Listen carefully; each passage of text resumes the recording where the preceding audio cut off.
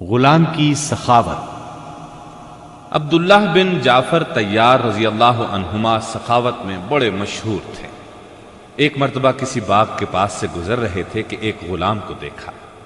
وہ باغ میں کھجوریں اکٹھی کر رہا تھا اور دیگر چھوٹے موٹے کام کر رہا تھا۔ حضرت عبداللہ رضی اللہ عنہ کو یہ بڑا پسند آیا اور اس کی حرکات و سکنات کا جائزہ لینے لگے۔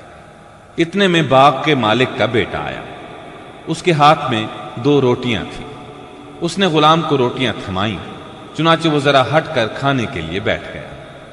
اسی دوران میں ایک کتا اس غلام کی طرف آگے بڑھا اور اس نے دم ہلانا شروع کر دی۔ غلام نے ایک روٹی کتے کے سامنے پھینک دی۔ کتے نے جلدی سے روٹی کھا لی اور دوبارہ غلام کی طرف دیکھ کر دم ہلانے لگا۔ غلام نے دوسری روٹی بھی اس کی طرف پھینک دی اور خود کام کے لیے اٹھ کھڑا ہوا۔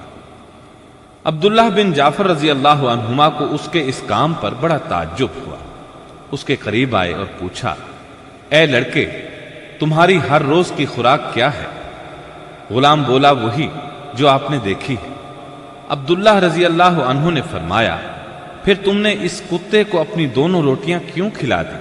غلام کہنے لگا، حضرت، ہمارے اس علاقے میں کتے نہیں ہوتے۔ میرا خیال ہے کہ اس کتے کو سخت بھوک ہی اس علاقے میں لے کر آئی ہے، اس لیے میں نے ایثار سے کام لیا اور اپنی روٹی اس کو کھلا دی۔ عبداللہ رضی اللہ عنہ نے پوچھا، تم آج رات کیا کھا کر گزارا کرو گے؟ وہ کہنے لگا، آج کی رات بھوکا سو جاؤں گا۔ عبداللہ رضی اللہ عنہ اپنے دل میں کہنے لگے، یلومنی الناس علی السخا وهذا الغلام اسخا منی۔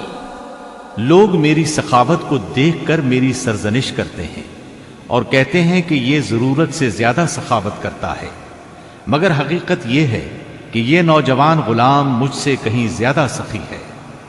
عبداللہ بن جعفر رضی اللہ عنہما اس غلام کے مالک کے پاس جا پہنچے اور عرض کی، بھائی یہ غلام مجھے بیچ دو۔ غلام کے مالک نے پوچھا، حضرت آپ اس کو کیوں خریدنا چاہتے ہیں؟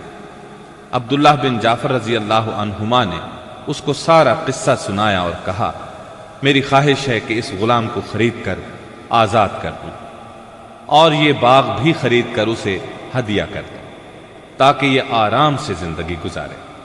اس غلام کا مالک کہنے لگا، جناب آپ نے تو اس کی ایک ہی خوبی دیکھی ہے اور آپ اس پر اتنے مہربان اور متاثر ہو گئے ہیں، ہم تو ہر روز اس کی بے شمار خوبیاں دیکھتے ہیں۔